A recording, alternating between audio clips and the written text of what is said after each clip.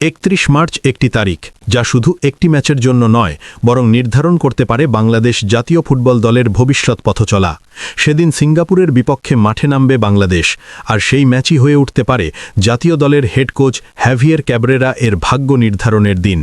চুক্তির মেয়াদ শেষ, সমর্থকদের তীব্র ক্ষোভ, মাঠের পারফরম্যান্স নিয়ে প্রশ্ন, সব মিলিয়ে ৩১ মার্চের ম্যাচটি এখন শুধুই একটি আন্তর্জাতিক প্রীতি ম্যাচ নয়, এটি এক অর্থে ফাইনাল পরীক্ষা। তাহলে কি সিঙ্গাপুর ম্যাচই হবে ক্যাব্রেরার শেষ ম্যাচ, নাকি ফলাফলের উপর নির্ভর করবে তার ভবিষ্যৎ? পুরো বিষয়টি জানতে ভিডিওটি শেষ পর্যন্ত দেখুন। স্পেনে প্রায় ২ মাসের দীর্ঘ ছুটি কাটিয়ে অবশেষে মঙ্গলবার ঢাকায় ফিরেছেন বাংলাদেশ জাতীয় দলের প্রধান কোচ ক্যাব্রেরা।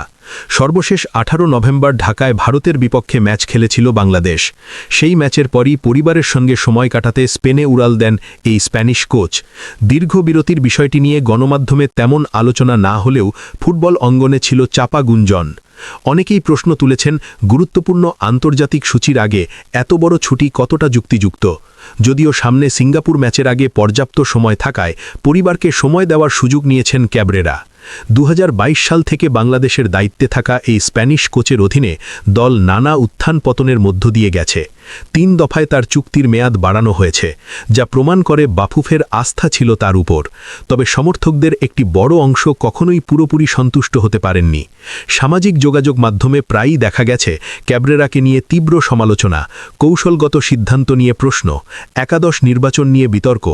বিশেষ করে গুরুত্বপূর্ণ ম্যাচগুলোতে তার রক্ষণাত্মক কৌশল এবং বদলি খেলোয়াড় নামানোর সময় নিয়ে হয়েছে বিস্তর আলোচনা। বাংলাদেশের অধিনায়ক জামাল ভুঁইয়া এবং দলে সদ্য যোগ দেওয়া হামজা সহ অভিজ্ঞ ও তরুণদের নিয়ে দল সাজিয়েছেন ক্যাব্রেরা। কিন্তু মাঠের ফলাফল প্রত্যাশামতো না হওয়ায় তার কৌশল নিয়ে সন্দেহ তৈরি হয়েছে সমর্থকদের মধ্যে। অনেকেই মনে করেন বাংলাদেশের ফুটবল এখন নতুন দৃষ্টিভঙ্গি ও আক্রমণাত্মক মানসিকতার কোচ চায়। আবার অন্য একটি পক্ষ মনে করে সময় এবং কাঠামোগত উন্নয়ন ছাড়া কোনো কোচই কাঙ্ক্ষিত ফল দিতে পারবেন না। ৩১ মার্চ সিঙ্গাপুরের বিপক্ষে ম্যাচের আগে বাংলাদেশ একটি প্রস্তুতি ম্যাচ খেলবে ভিয়েতনামের বিপক্ষে। ভিয়েতনামে অনুষ্ঠিত হওয়ার কথা সেই ম্যাচটি। যদিও বিষয়টি চূড়ান্ত হলেও এখনও আনুষ্ঠানিক ঘোষণা দেয়নি বাংলাদেশ ফুটবল ফেডারেশন। এছাড়া সিঙ্গাপুর ম্যাচের আগে সিলেটে একটি প্রীতি ম্যাচ আয়োজনের কথাও শোনা যাচ্ছে, তবে সেটিও এখনও আনুষ্ঠানিকভাবে নিশ্চিত করা হয়নি।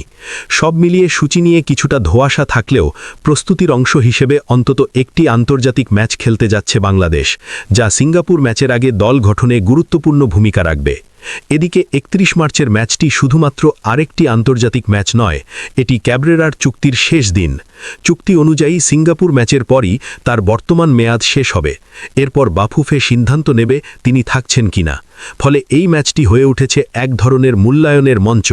ভালো ফল এলে হয়তো আবারও চুক্তি নবায়নের সম্ভাবনা থাকবে, আর ব্যর্থতা হলে শুরু হতে পারে নতুন অধ্যায়।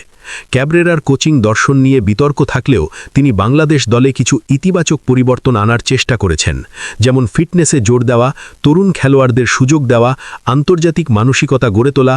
কিন্তু ফুটবল শেষ পর্যন্ত ফলাফলের খেলা। দর্শকরা গোল দেখতে চায়, জয় দেখতে চায়, উন্নতির স্পষ্ট চিহ্ন দেখতে চায়, আর সেটাই এখন সবচেয়ে বড় চ্যালেঞ্জ এই স্প্যানিশ কোচের সামনে। সমর্থকদের প্রত্যাশা আকাশ ছোঁয়া। দীর্ঘদিন ধরে বড় সাফল্যের অপেক্ষায় থাকা দেশের ফুটবল প্রেমীরা এবার দৃশ্যমান অগ্রগতি চান। সিঙ্গাপুর ম্যাচে পারফরম্যান্স তাই শুধু স্কোর লাইনের হিসেবেই সীমাবদ্ধ থাকবে না। দেখা হবে দল কতটা সংগঠিত, কতটা আত্মবিশ্বাসী, কতটা আক্রমণাত্মক, কোচের কৌশল কতটা কার্যকর। সবকিছুই বিচার হবে এই একটি ম্যাচে।